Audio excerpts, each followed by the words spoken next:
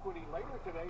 He's also, I take it, going to be speaking more about COVID. This crisis is continuing. It doesn't seem to be getting better at all.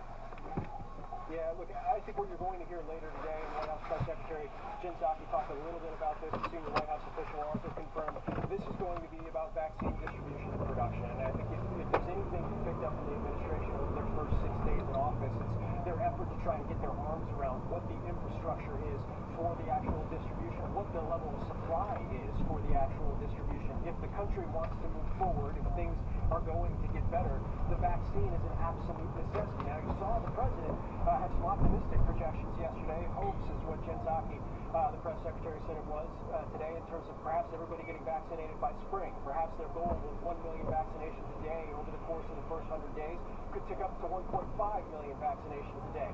White House officials have walked that back a little bit gently over the course of the last 24 hours, making clear their goal is still 100 million vaccinations in 100 days, though they hope they can do better than that. And in terms of supply and distribution, again, if they get a better sense of where things stand, they will have more of an idea of what they will actually be able to produce. One thing to keep an eye on, the expectation is that the president will announce today that more supply of vaccine will be headed out to states. There's also a call with governors today being led by the top COVID official in the administration, Jeff Zients. We have heard, and Wolf, you have heard on your show repeatedly from governors, from state officials, saying they have no sense of what's coming next, saying their stockpiles are depleted. They just want answers so they can plan. The administration will be trying to address some of that today with the president's remarks in just a couple of hours.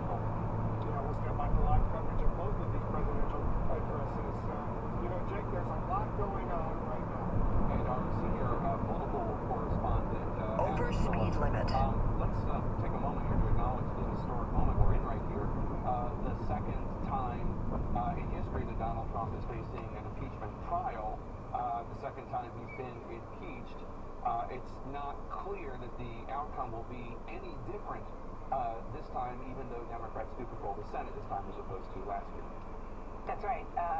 We've not had any Republicans, which is understandable, but formally say, yes, I'm going to vote to convict President Trump. We've had some, like Mitt Romney, say that he clearly committed impeachable offenses. But this is going to be, as you said, a moment in history because all the senators are going to be sworn in as jurors, and they're going to pause and wait for a couple of weeks for the actual trial to take place.